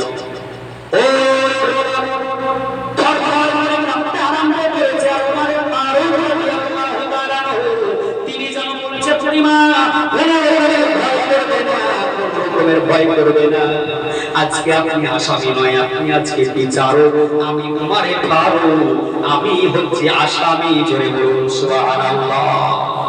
উমার ফারুক এত বড় জালিম কদর সাহাবী বলছে, বুড়িমা আজকে আপনি বিচারক, আজকে আমি আসামি, এখানে আসুন। সঙ্গে সঙ্গে মহিলাটা আসলো, ওই যখন মসনদে করে দাঁড়ালো, উমারের কাছে আসলো। 12 হাত পাগড়ি যেটা উমারের হাতে ছিল, ওই পাগড়িটা বুড়ি, ওই পাগড়িটা গলার এক অংশে একটা অংশ জড়িয়ে দিলেন উমার ফারুক, আর আরেকটা মুখ বুড়িমার হাতে দিয়ে বললেন, বুড়িমা আজকে আপনি এই পাগড়ি আমার গলায় কিছু অংশ জড়িয়ে দিলাম, আর কিছু অংশ আপনার হাতে দিলাম, আমার গলায় পাগড়িটা জড়ানো, আপনি টেনে আমাকে মদিনার অলিতে গলিতে টানেন আর বিচার করেন। আমি মন্ত্রী হয়ে আপনার কেন আমি খবর দিতে ঠিক মতো পেলাম না? আপনার বাড়িতে কেন বাচ্চা দুইজন কাঁদে? আপনার বাড়িতে কেন ক্ষুধার্ত অবস্থা আমি দেখলাম? আমি অর্থমন্ত্রী হওয়ার পরে আপনার ঠিক মতো খোঁজ নিতে পারিনি বলে কাল কিয়ামতের ময়দানে আল্লাহর কাছে গড়ায় দাঁড়াতে আমি চাই না। আপনি বিচার করুন, বিচার করুন। এই যে পাগড়ির এক অংশ আমার গলায় জড়িয়ে দিলাম, আর একটা অংশ আপনি হাতে ধরুন, আর আপনি আমার মক্কার অলিতে গলিতে মদিনার অলিতে গলিতে টানুন আর বিচার করুন। কেন আপনার সময় মতো খবরটা দিতে পারলাম না? এটাই হচ্ছে আল্লাহর ভয়, এটাই হচ্ছে আল্লাহর তাকওয়া। সুবহানাল্লাহ।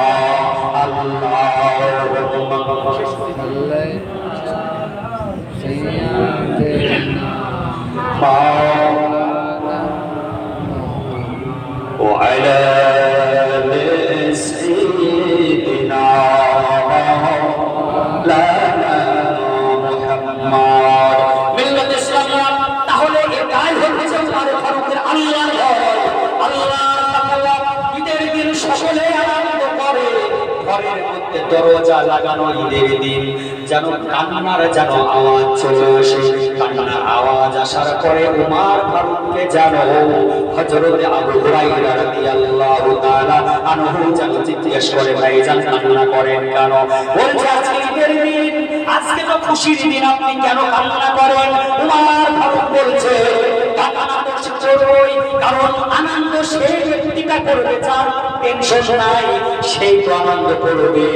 উমর ফারুক রাদিয়াল্লাহু তাআলা আনহুকে হযরত আবু হুরায়রা যেন বলছেন, বলে ভাইজান আপনার কিসের টেনশন?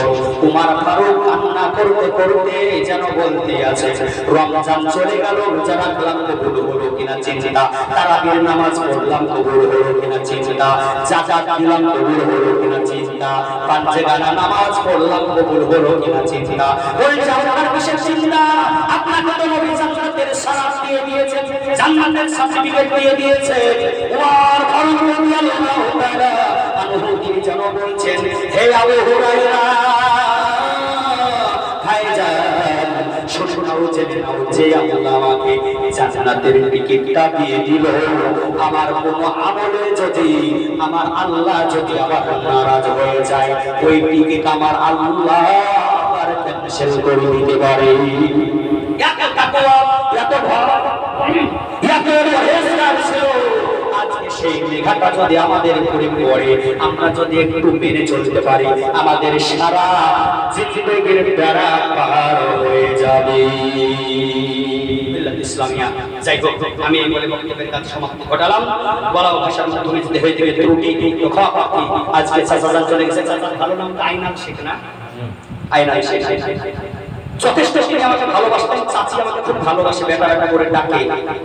কারণ যেদিন তিনি ইন্তিকাল করলেন সেদিন শোনার পরে সুলতান ভাই ভেঙে পড়েছে, কতখানা পেরেছে সেটা তিনি জানেন, আর আমি কতখানা ভেঙে পড়েছিলাম সেটা আমি জানি। ব্যতিক্রমের জন্য আসতে পারলাম না, বললাম যে যাবো ইনশাআল্লাহ, জিয়ারত করবো। তারপরে 40 সাথে আসার কথা ছিল, ভাই আহ্বান করলো, আমি আসতে বাধ্য হলাম। এই জায়গায় আসলাম, জিয়ারত হয়ে গেছে। আয়নাল কাবাকে আল্লাহ রাব্বুল আলামিন জান্নাতবাসী করুন এবং চাচিকে ধৈর্য ধরার অভিজ্ঞান করুন। চিন্তা নাই, কারণ কবর একটা এমন জায়গায়, একই জায়গাতে সবাইকে যেতে হবে, কেউ একটু আগে আর কেউ একটু পরে, চিন্তা করার কিছু নাই। কাল কিয়ামতের ময়দানে একসাথে সব গল্প করবে, দেখা হবে আল্লাহ ইনশাআল্লাহুল আজিজ। কোনো টেনশন নাই। তার জন্য আমরা সকলে নামাজ পড়ব এবং রোজা রাখব। সকলে আমরা চেষ্টা করব যে আল্লাহর ইবাদতকে করা এবং নবীর মহব্বত করা। আল্লাহ জান যে যাই ইন্তিকাল করে গেছে, আমরাও ইন্তিকাল করব। সকল যেন কাল কিয়ামতের ময়দানে বসে যেন আবার পৃথিবীর নতুন গল্প করতে পারি, দেখা সাক্ষী ইনশাআল্লাহ হবে। ইনশাআল্লাহ এই বলে আমার বক্তব্যের কাজ সমাপ্তি ঘটালাম। বলার ভাষা হয়ে থেকে ত্রুটি ক্ষমা প্রার্থী। একবার আপনারা ঝমঝম করে নবীর শানে সালাম করে নিন।